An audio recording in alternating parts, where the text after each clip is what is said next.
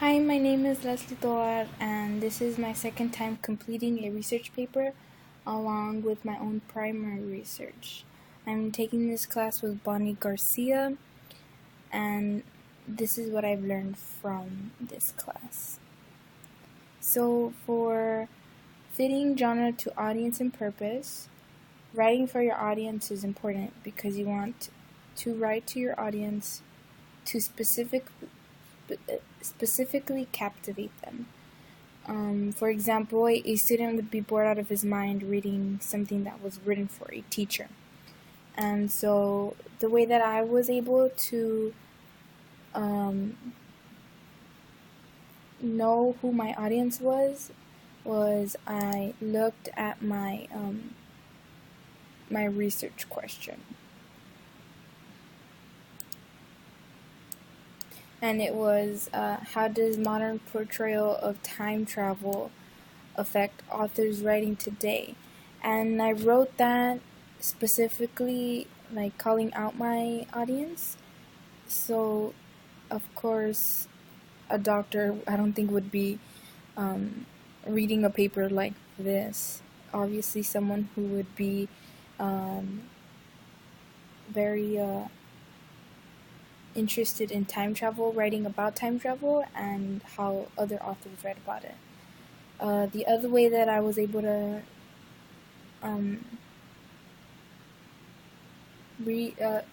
know my audience was through the answer that I had came up with due to the research that I had planned, and I came to the conclusion that like, even if an author does not have any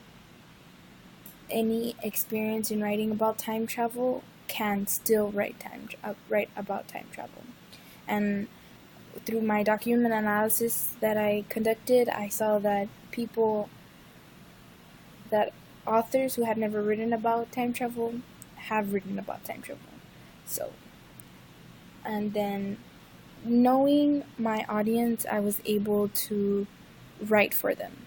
So since it's kind of like in general authors, because it's whoever wants to write about time travel, I kind of just did it regularly. Like, I didn't write too childish, or I didn't write too stoic.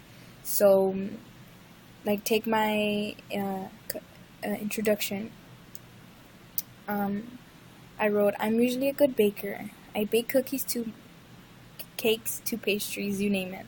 And I'm not really used to cooking. My mother is the one who cooks, and I'm the one who bakes. There was this one time, though, where I had to cook a meal for my family. I had no experience in cooking, so I had to look up recipes online and watch videos on how to properly season a chicken and things as such. So you can tell there that it's very easy to read, and people will be able to get the idea that I'm trying to put across. You can also see how I wrote to my audience in my workbook, where I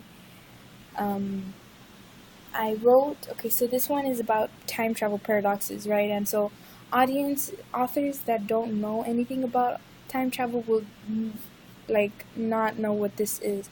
So I wrote a little introduction to time paradoxes, and I gave a few examples. So one would be the grandfather paradox, which is, like, in my opinion, the simplest one. So I wrote about that one first, and so I wrote, like, its definition, the definition of the grandfather paradox, and then if that's too difficult, because the other ones will get more difficult to understand, I wrote an example. And so they're supposed to be writing, like, using this as a guide to learn to write about time travel effectively. And so time paradoxes are very annoying when people are reading a story about it and they have paradoxes. Like, so I wrote this so they could learn how to avoid it. So I I gave them space and like have them write how they can avoid it. So it's very two audiences that don't really know how to write about sci-fi, time travel, and even people who do know how to write time travel to like organize their ideas more effectively. And I'll probably be using this technique of like uh, learning how to recognize my audience and learning how to write to them in later on in my major, because I'm majoring in biology, and I kind of think that they're going to be making me do research papers on a lot of stuff, and so, and biology, like I'm probably going to be mostly writing to the professors or to adults. So now I will be able to recognize who my audience is and how to write for them. Obviously, I'm not going to write very childish ways when I'm writing something about biology. So I have learned that in this class. And the next thing is the research process. And so the research process is important because this is where you can get the best possible answer for your question. So first, of course, you have to go through secondary sources, because you will use those to be able to compare with your primary sources. And so picking those secondary sources can be difficult. I understand that, because I myself had trouble, and I'm glad that I've learned how to, and I've had resources that Ms. Bonnie has provided for us, like these CRAP worksheets, which is just an acronym for currency, relevance, authority, accuracy, and purpose. And so say you're considering an article, right? The paradoxes of time travel.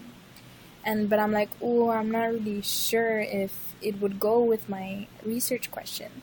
So all I would have to do is fill out all the things, right? And then I go and I look back at them, and I'm like, okay, so currency. What is the timelessness of this information? So this article was published in 1987. That's kind of outdated, but it still works.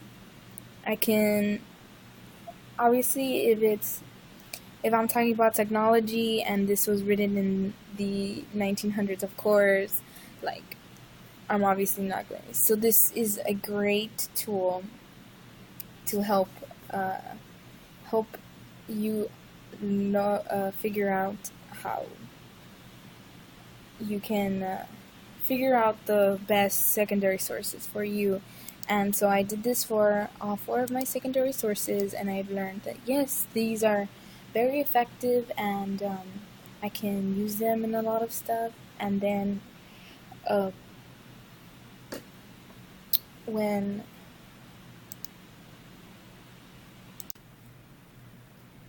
when I am doing this later on, maybe I won't need to fill out one of these. I can just remember the CRAP acronym.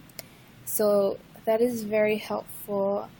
And so I also did a data analysis, right? I had to fill out this worksheet, this analyze worksheet data, and so I filled it out, right? And I had to collect 4 articles. I didn't know which ones, and I chose 3 novels, 1 TV show, and I provided the script for it. Well, I looked at it, I didn't provide it. But I organized my data from the article, the year published, so I could see how relevant it is, the author, and their their experience in this genre and the theme, and also the way that they time traveled in the story. So this was last semester. I did a survey, not a survey. I did interviews, and as my visuals, I just had to list them, like provide the answers that the interviewers gave me, and so this was completely different, and I'm really glad that I did this because it gave me experience in it. And I made this graph, and later in my research paper, I put in pictures of the cover books just so it could be easier to identify. And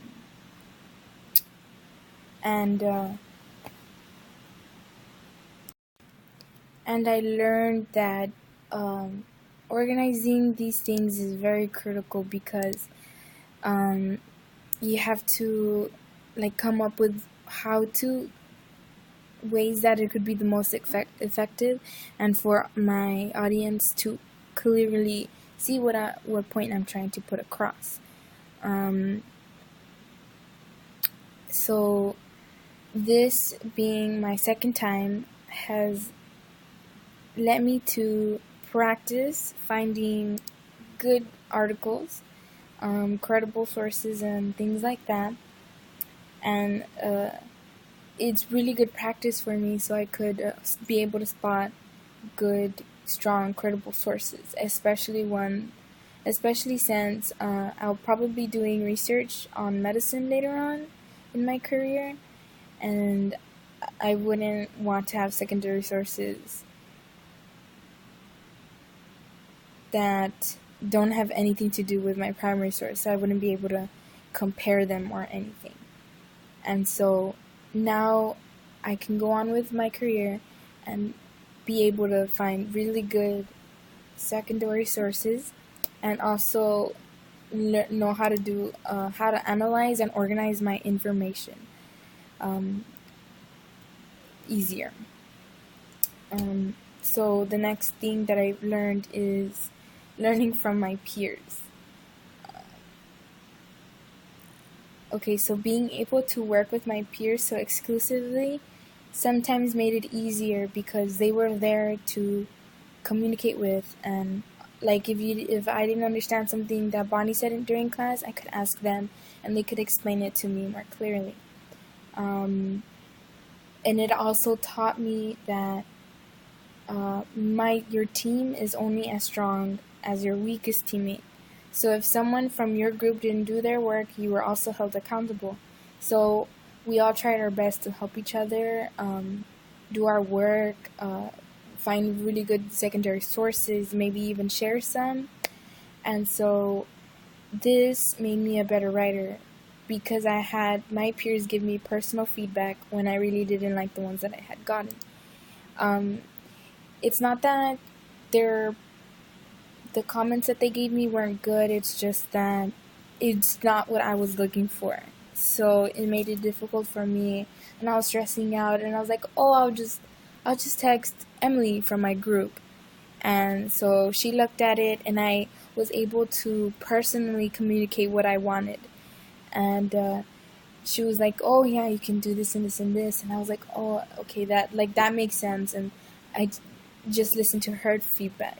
And since I'm not really, I personally don't take criticism right. So this also taught me that my peers could tell me something, and I'd be like, oh, okay, I'm not gonna take it so personally. It's just my writing. I admit that I was rushing in this part, and so it also helped me that way. It also helped me become a better researcher because not only did I do one research, I did 3. I was able to help my teammates because they didn't really understand how to do it, so I had to go in and read everything. My friend, one of my teammates did interviews, and my other one did a focus group.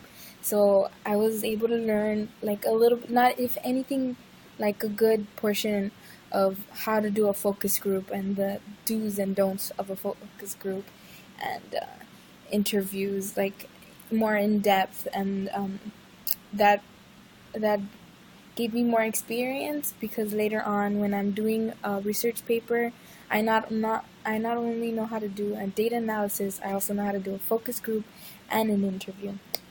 Um, this would really help me out in the future, because I'm planning on becoming a pharmacist, and I know you have to work one-on-one with people.